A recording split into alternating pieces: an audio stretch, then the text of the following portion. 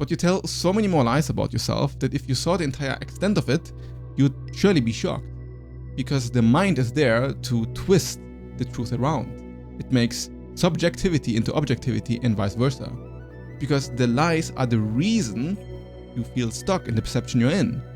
Even just the idea that you are a human in control of your body already distinguishes you from objective reality and creates a division. Now there's a world that is menacing you and you need to keep yourself alive from it. But the soul wants to be free from this entire dynamic. The soul wants to be free from the perceived duality. It wants to be free of distinctions. That's why the subject-object divide keeps you stuck. So in this video I will argue for why this division is actually not real at all, and how noticing and realizing that really frees you to become who you are meant to be.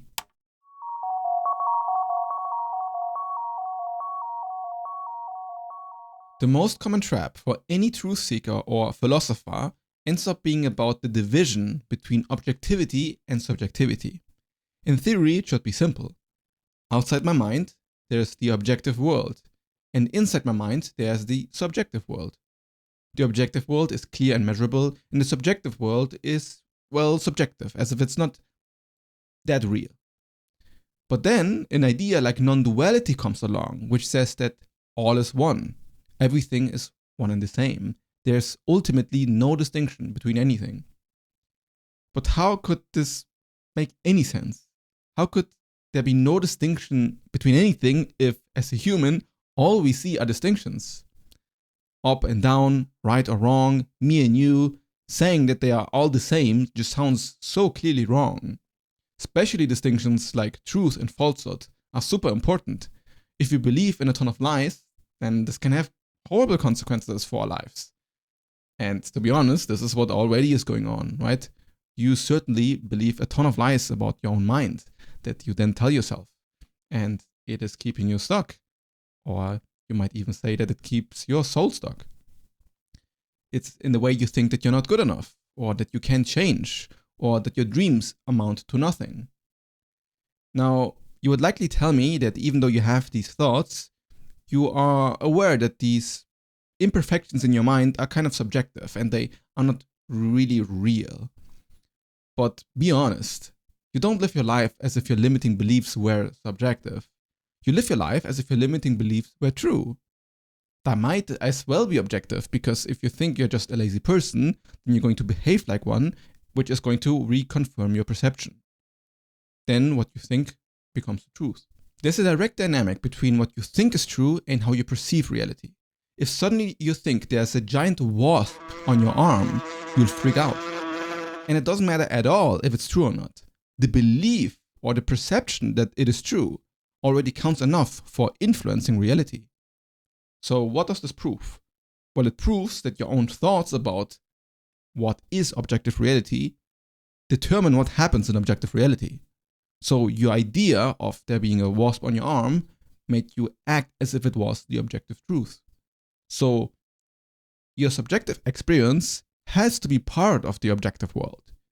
Your perception has created real consequences. So if we were to really understand reality, we need to take your experience into account. We can't just dismiss it as only subjective, because you're interfacing with objective reality directly. So even though it was subjective that in your imagination you saw a wasp on your arm, it is objectively true that in your imagination you saw that there was a wasp on your arm. This reveals something profound about how truth works. We can see that truth works in layers. There's a subjective experience which creates objective consequences. But these are interlinked. It's like truth works in layers and has different dimensions to it. Because even in delusion, the delusion is still real. Even a hallucination is there. The same way you see a reflection in the mirror. You are not really in the mirror, but the perception makes it so. If you always saw a wasp on your arm though, when there aren't any, then we would call you delusional.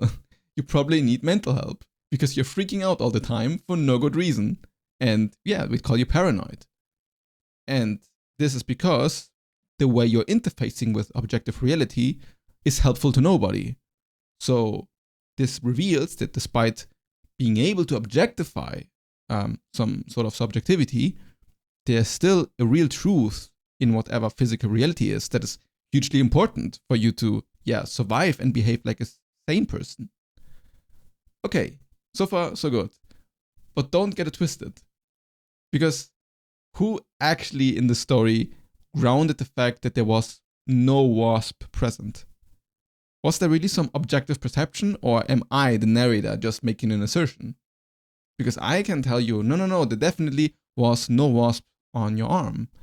And now I can bring somebody else in and say, hey, my friend too saw that there was nothing there. You just freaked out for no good reason. Now we can say that this is objective reality more clearly because we have matching consensus between two subjects. Two subjective experiences are confirming something, and maybe we put in a third person and they also agree. But even my claim for an objective reality is still using subjective experience. It's not possible to escape. It's only that over the constant of many people, we then agree to some sort of consensus reality. But now imagine a fourth and a fifth person joins the party and they say, you guys are completely blind. There was definitely a wasp on his arm. God damn it. Now what? Now how can we possibly figure out what is true? It's like nobody really can tell the truth at this point and they can only reference their own perception. It always was dependent on some sort of consensus of our subjective agents. We all perceived reality differently and made assessments about it. And we kind of interact with these assessments as if they were objectively true. So in this case, what does objectively true even mean? Well, let's imagine a thought experiment.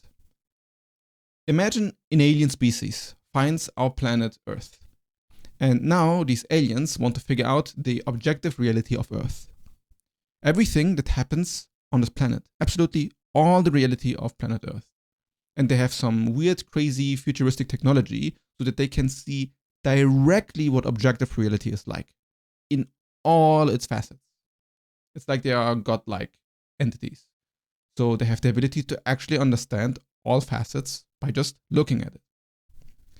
So now, no matter what, if these aliens would have a complete understanding of objective reality that is real on our planet Earth, they would have to actually also be observing your direct immediate experience.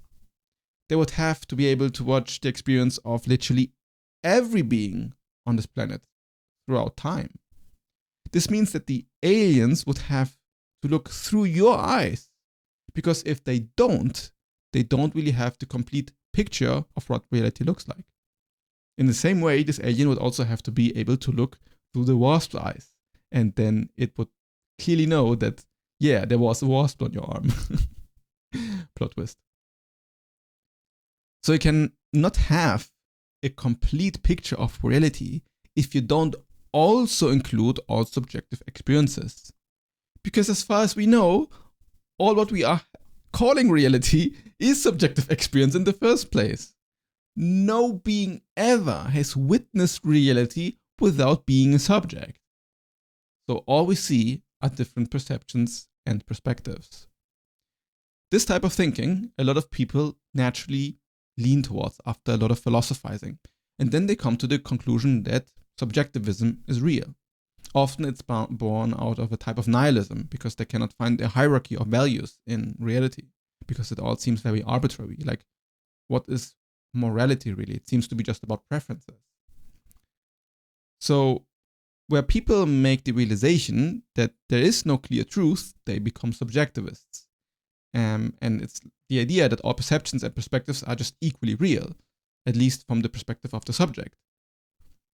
But most people get stuck in the stage.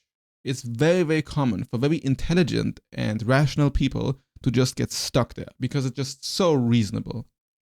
The idea that all is subjective makes people actually believe that there's no unifying, underlying, objective truth, as if it's all just an illusion.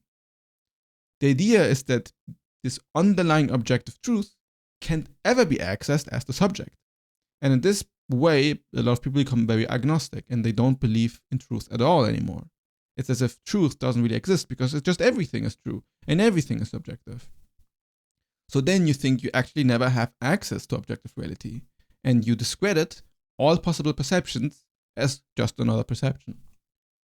And in this way, you actually don't value your own perception because you think it's also just subjective. But no, think about it. If all there is subjective experiences, and all these subjective experiences are the same as what reality is, then these subjective experiences are objectively real. They are what is true. They are what is objective reality. The distinction between an outer experience and an internal experience stops making sense because you're actually just talking about the same thing. Let's focus on a sensation to make this way, way better understood. Like imagine the color blue. Imagine you are in an infinite library where you can read infinite books. But this library is like in black and white. It's some weird black and white dimension, okay? But all you see is black and white, but you want to study the color blue. So it doesn't matter how long you study the intricate color theory of blue in 100 years reading books in this infinite library. You'd never actually know what blue is if you don't see it. The same way you'd also never know what pain is if you never felt it.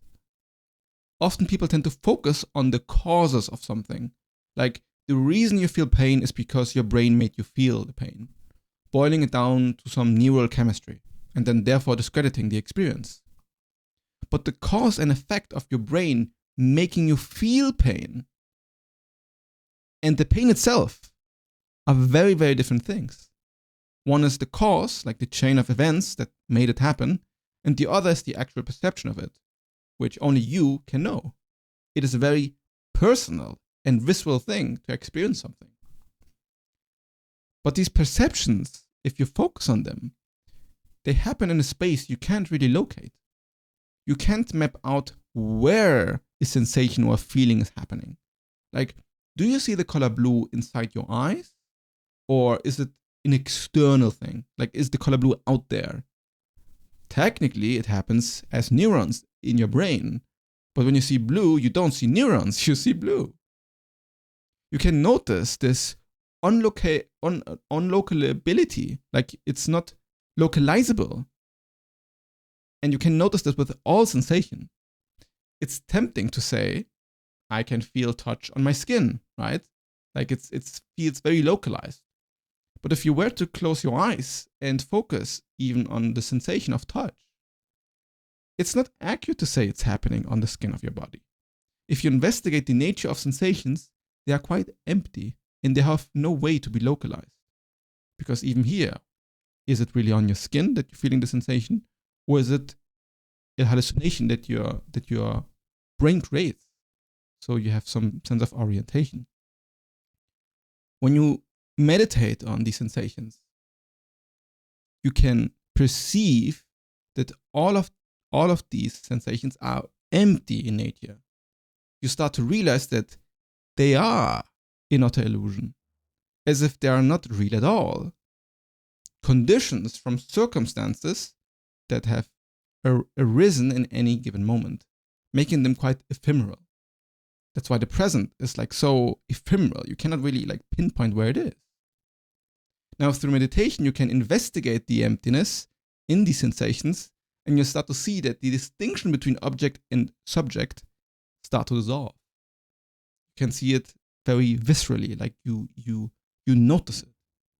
Because you are confronted with the raw realness of perception.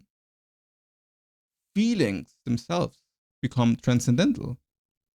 They happen in a sort of liminal space where it almost feels like they're happening to nobody. It's like it's not even happening to you. Feelings are feeling themselves. Sensations are feeling themselves. As if reality is a giant empty space and you are occupying this empty space with no center.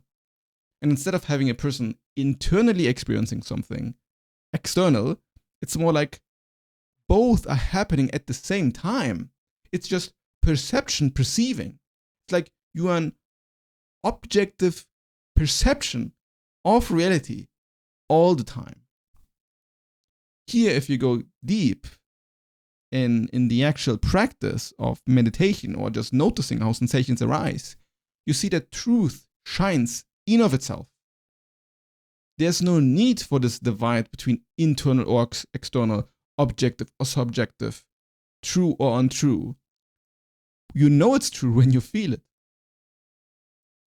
It's when you see something, then it becomes obvious. And truth and reality has this undiplomatic, hard-hitting nature to it, where you go, wow, this is real. Truth has this quality of being like this hard thing you can't negotiate with because it's just so obvious. It's like when you are in the crocodile's jaw, there's no need anymore for philosophical debate. The object-subject divide isn't only a question of what is real and what is not real, but it's about what you are. Where are you located in time and space? The part that thinks we are a subject in an objective world separates your soul from absolute reality. Now you think you cannot interface with reality. Now you feel like you are being victim of reality, and reality is causing suffering onto you. The moment that this divide stops, you'll have a huge shift in perception. Suddenly you see, oh, I've actually always had access to objective reality. I always was one with truth. It was always accessible to me. The physical universe and my perceptions are deeply interconnected in a way that cannot be separated. They are one and the same. The way I perceive things actually changes how things actually are. This merging with reality then dissolves the sense of self. It dissolves the ego and therefore your ego conditioning over time. Because you start to understand that all these traps you were playing out in your head, all of these things you weren't able to do or you were ashamed of or that were just difficult to act out, well, they weren't true either. You were just making them true through your perception. What is actually going on is that all reality flows on its own. It is like a river just doing its own thing, and you are part of this wave, not separate from the entire ocean. And you can use this awareness of your mind to pay attention to what is most important to you, where you want to flow next. None of this really works if you completely buy into the collective dream of modern society though. So you want to get deep insight into that. The video that I just uploaded yesterday was about that. So if you care about deepening your understanding, you should watch this next.